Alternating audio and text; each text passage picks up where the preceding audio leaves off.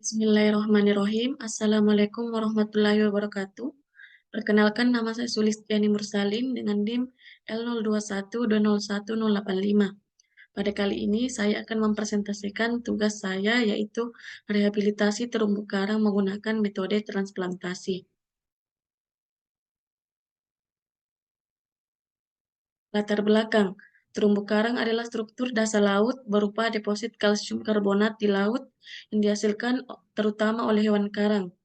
Karang adalah bentuk hewan kecil yang hidup dalam semacam cawan dan terbentuk dari kalsium karbonat yang biasa disebut polip karang. Indonesia merupakan negara memiliki megadiversitas karang terbesar di dunia dan 80 genera sekitar 750 jenis. ASEAN Regional Center of Biodiversity Conservation dalam ASEAN 2005. Saat ini pemanfaatan sumber daya kelautan dan perikanan masih didominasi oleh nelayan kecil. Dalam memanfaatkan sumber daya laut, tidak jarang mereka menggunakan alat tangkap yang tidak ramah lingkungan, seperti bom dan penambangan karang. Kondisi demikian, jika tidak dilakukan pengendalian, akan mengakibatkan degradasi sumber daya laut, khususnya keragaman jenis karang dan ekosistemnya dalam jangka panjang, dan merugikan termasuk para pengguna sumber daya karang. Oleh karena itu, perlu dilakukan rehabilitasi terumbu karang untuk menjaga keanekaragaman terumbu karang di Indonesia.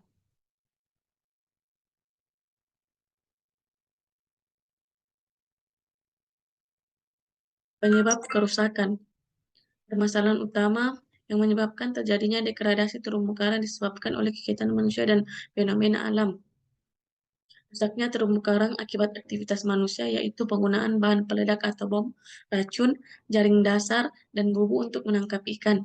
Kerusakan terumbu karang juga diakibatkan oleh pencemaran yang terjadi di perairan, injakan, penambangan, alat pendorong kapal, pelemparan jangkar, reklamasi, cindera mata, dan buangan limbah padat seperti sampah maupun benda cair yang bersumber dari rumah tangga ataupun dari industri. Di samping itu, kegiatan pariwisata juga dapat mengancam kelestarian terumbu karang. Adapun akibat alami yaitu pemangsaan, pemanasan global, gempa bumi, dan tsunami.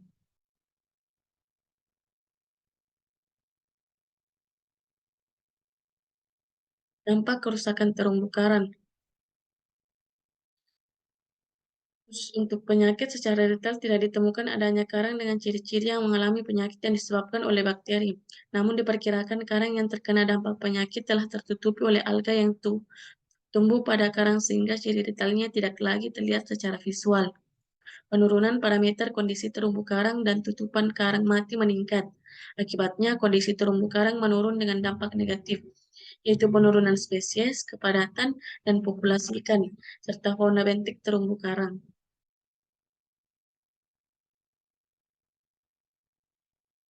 Metode rehabilitasi. Yang pertama itu penyuluhan untuk peningkatan pengetahuan masyarakat.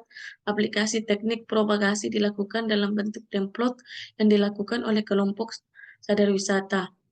Peserta paket pelatihan sebanyak 20 orang yang akan menangani rak sebanyak 10 unit. Materi pelatihan terdiri dari teori dan praktik teknik propagasi. Yang kedua, pembuatan rak berbentuk meja. Dalam kegiatan demplot propagasi digunakan metode rak besi dan substrat karena lebih kokoh dan kuat serta bernilai ekonomis. Rak ini dibuat dari bahan besi batangan yang kemudian dibentuk menyerupai rangka meja dengan panjang 100 cm dan lebar 100 cm. Di atasnya ditutupi dengan kawat besi tulang beton 6 mm, disusun membentuk anyaman dengan pengelasan. Rak yang digunakan berfungsi sebagai tempat mengikat substrat.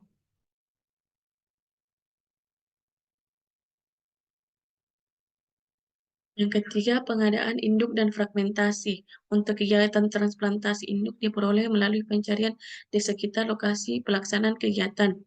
Induk dipilih dari lokasi yang memiliki koloni yang sehat dan persen penutupan lebih dari 80%. Fragmen karang diambil dari induk dengan menggunakan tang pemotong dengan ukuran 8-10 cm. Ukuran ini dipilih untuk memudahkan pengikatan dan penandaan transplant. Yang keempat, pengikatan substrat pada rak. Substrat yang sudah dibuat di lokasi diikat terlebih dahulu di rak menggunakan kabel tis yang bertujuan agar substrat terikat secara kuat dan tidak akan jatuh atau goyah ketika terkena arus dan selama pengangkutan dan dari pengikatan fragmen ke lokasi penenggelaman rak.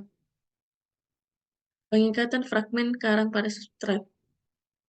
Fragmen karang yang dikumpulkan kemudian diikat pada substrat pada tiang pipa PVC menggunakan kabel tis. Pengikatan dilakukan di pinggir pantai dalam kondisi raks dan substrat terendam. Hal ini dilakukan agar fragmen tidak terpapar udara atau fragmen akan selalu di dalam air guna menghindari stres pada fragmen.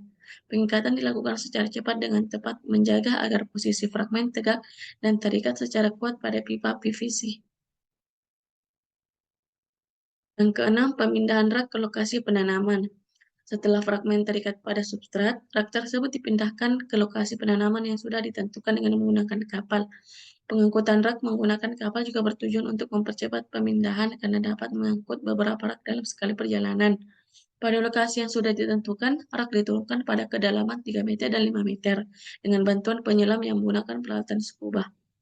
Yang terakhir, monitoring dilakukan untuk mengamati hasil transplantasi dilakukan setiap minggu. Kegiatan monitoring meliputi perawatan transplant dengan cara membersihkan transplant dari lumut dengan cara menyikat, membersihkan dari sampah lain, serta melakukan penggantian pada transplant yang rusak atau mati. Hasil transplantasi dapat kita lihat pada gambar.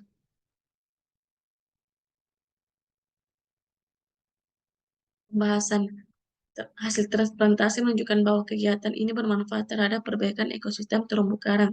Hal ini ditandai dengan hasil pengamatan pada minggu ke-6. Lokasi transplantasi mulai terdapat sekelompok ikan.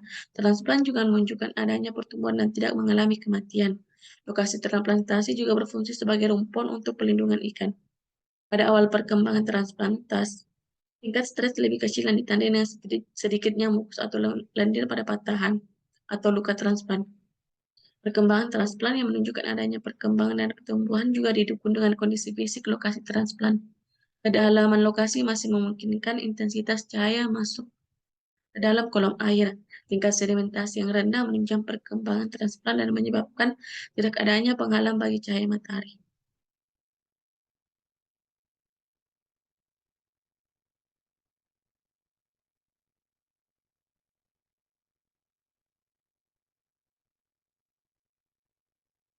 Sekian presentasi dari saya, kurang dan lebihnya mohon dimaafkan.